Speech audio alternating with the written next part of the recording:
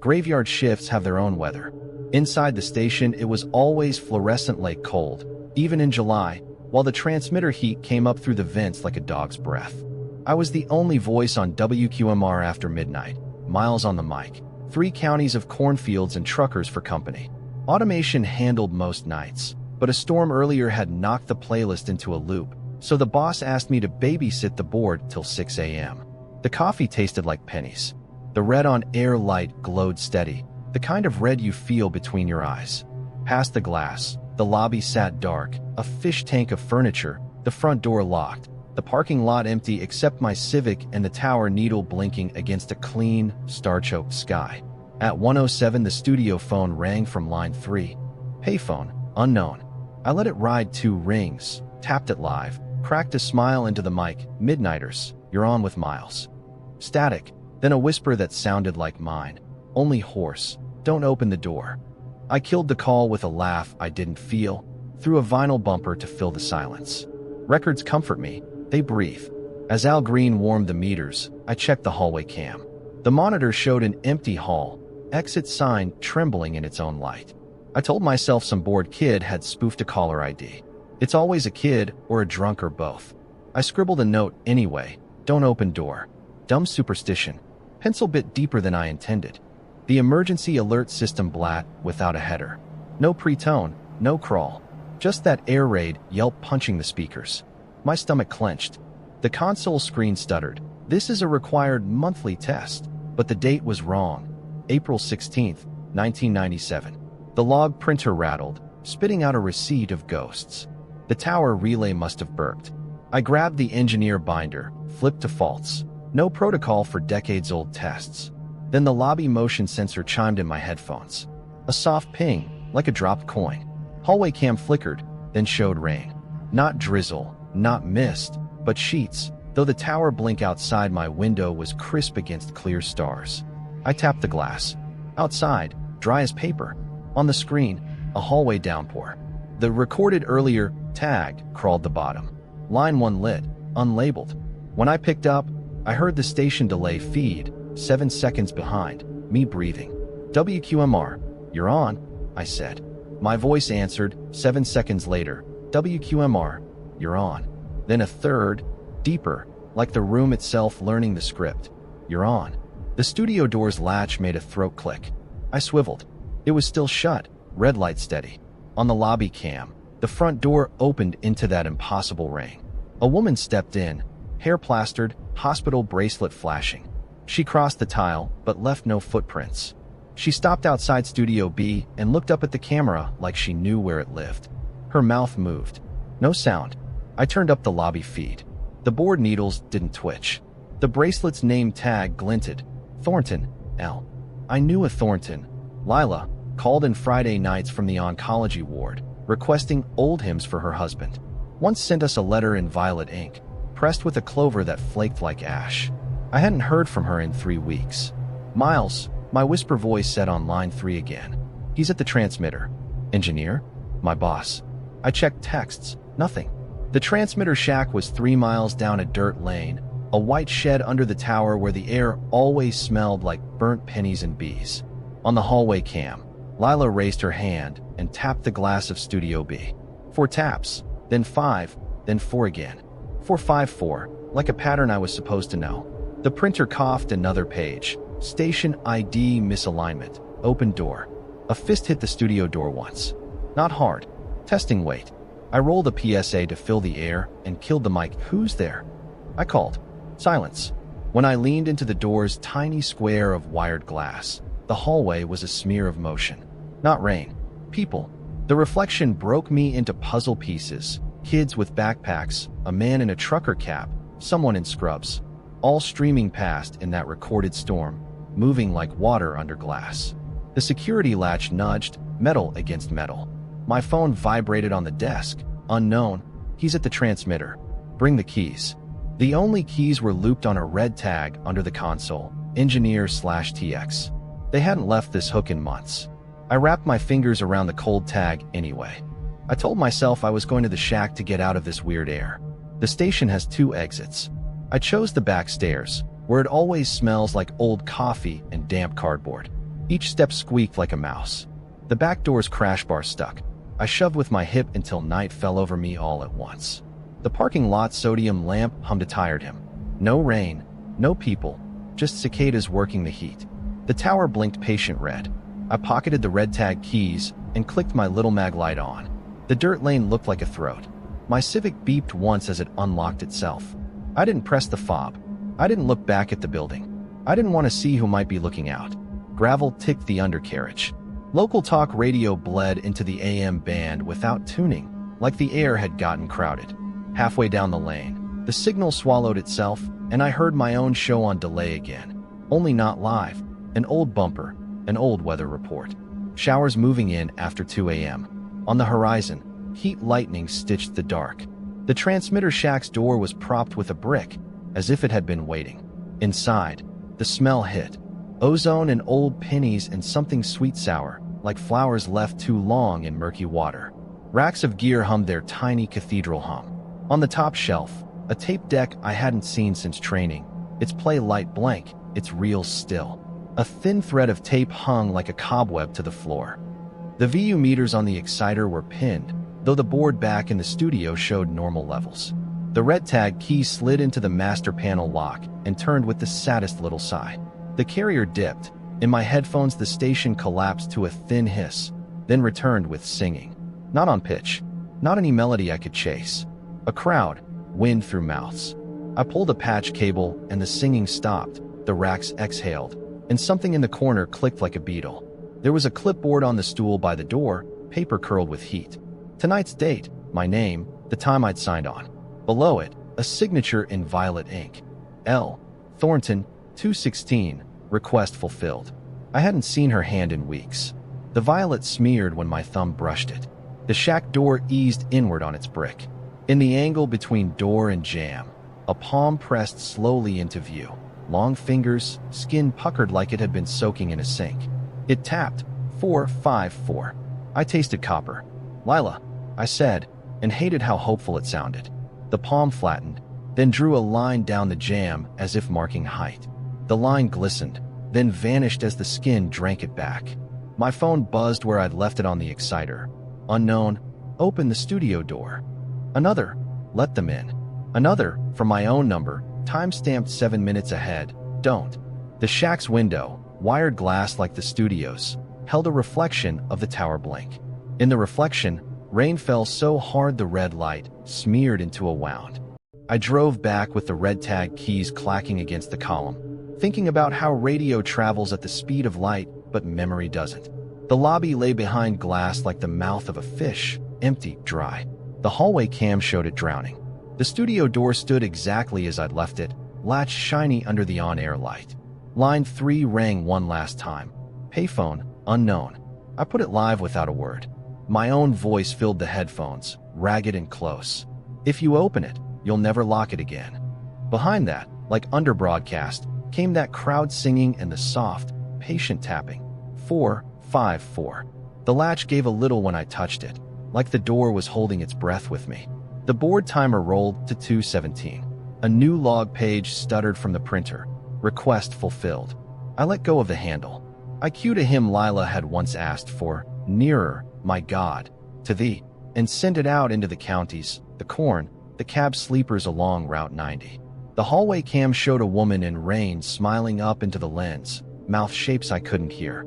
Outside my window, the tower blinked that patient red, and for a very long time I just sat with the song and the knowledge that on some frequency, in some weather, the door was open.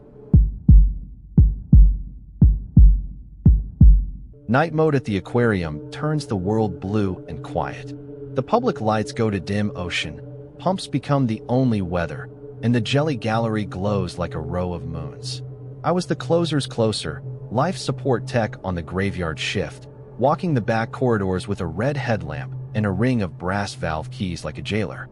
My checklist was simple: skim, backwash, log, and keep 45 million gallons breathing till morning. The life support system's room was a ship's heart.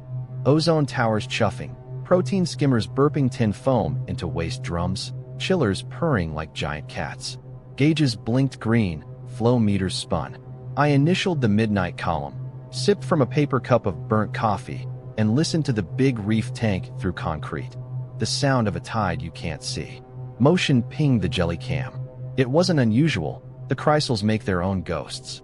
Still, the camera toggled, and my little monitor filled with the slow ballet of moon jellies looping their glass bowls.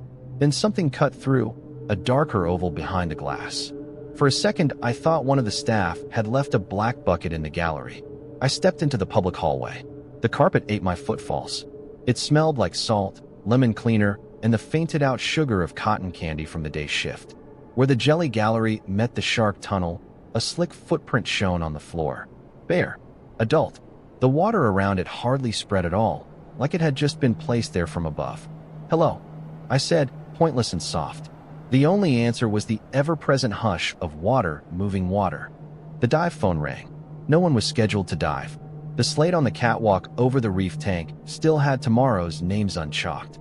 The dive phone is hardwired, yellow, with a crank, made to work underwater. Its bell is small, but it hits in your teeth. I lifted it. "Surface." A voice whispered up from a long pipe.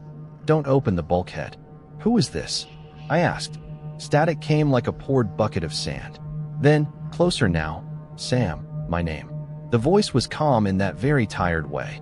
I knew it and didn't. Something like the drawl of our old senior diver, Nina, who'd left last winter with a cough and a laugh, who sent me a video from a Florida spring, bubbles like coins. "You're not scheduled," I said to a phone with no caller ID to give me courage. "Stay out of the tunnel," it replied. Then nothing, only the line breathing. I checked cameras again. The shark tunnel on the feed was rain black. Not rain, exactly. The tunnel is a dry acrylic tube through tank 4, and on the monitor the air was full of slow particulate, glittering like snow in headlights.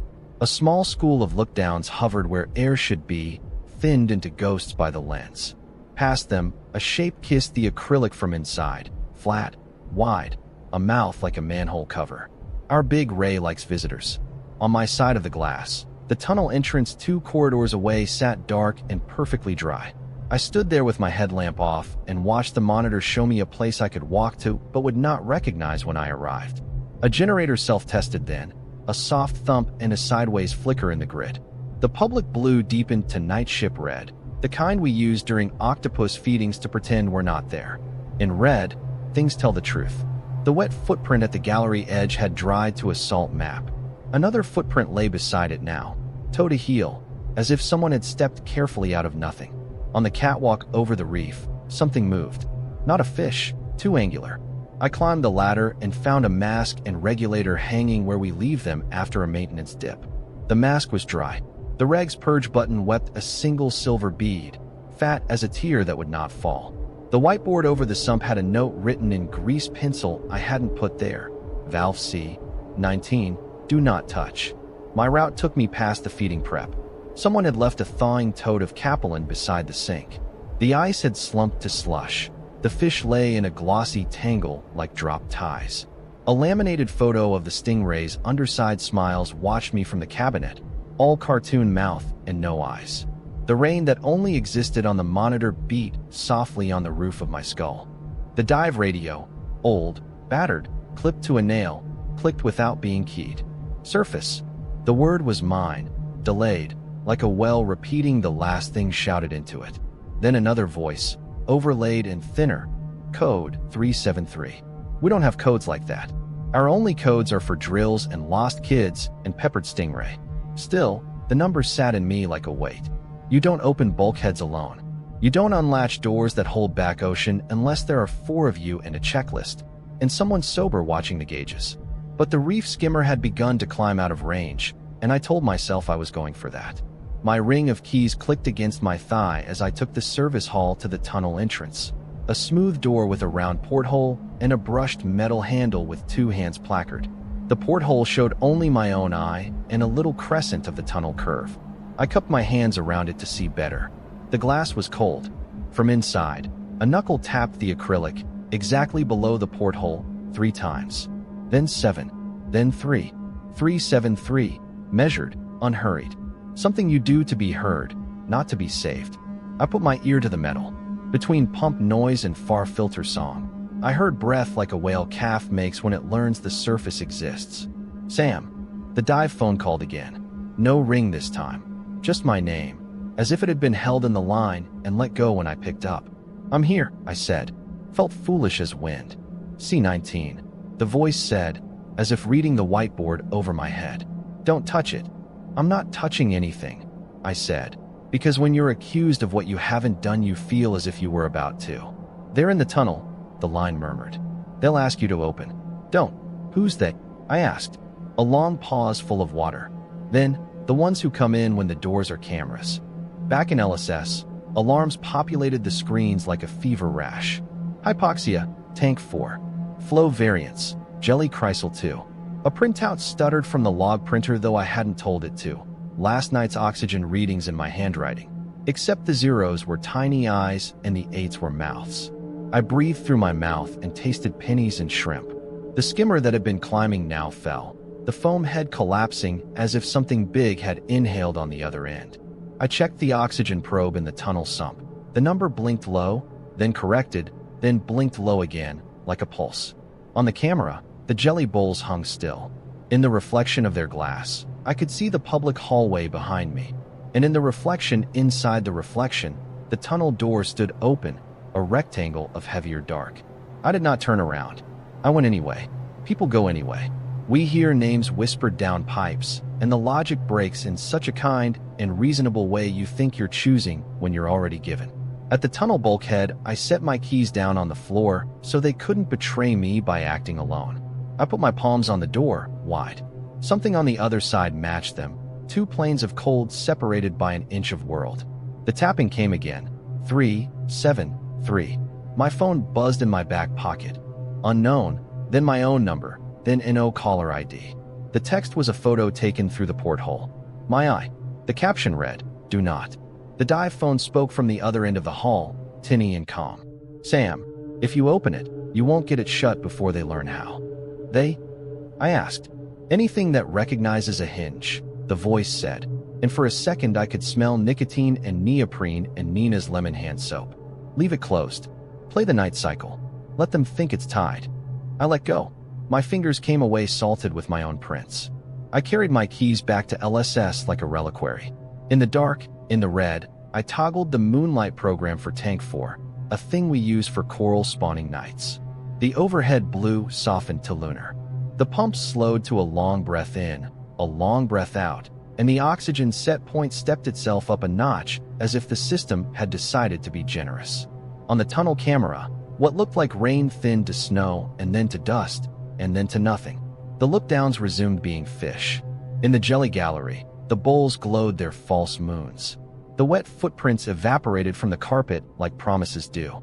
I sat on the milk crate we call a chair and signed the log with a hand that didn't quite belong to me. Under Notes, I wrote, Night cycle deployed. Bulkhead secure. Then, because I had to put the weight somewhere, I added 373. Near 3:30, the dive phone rang one last time. I didn't pick up. I played a loop we use for field trips, whale song recorded 30 years ago in water our building has never seen, and watched the pump gauges settle like sleeping chests. The bulkhead door, on the tiny camera in the corner of my monitor, was a line drawn with a ruler.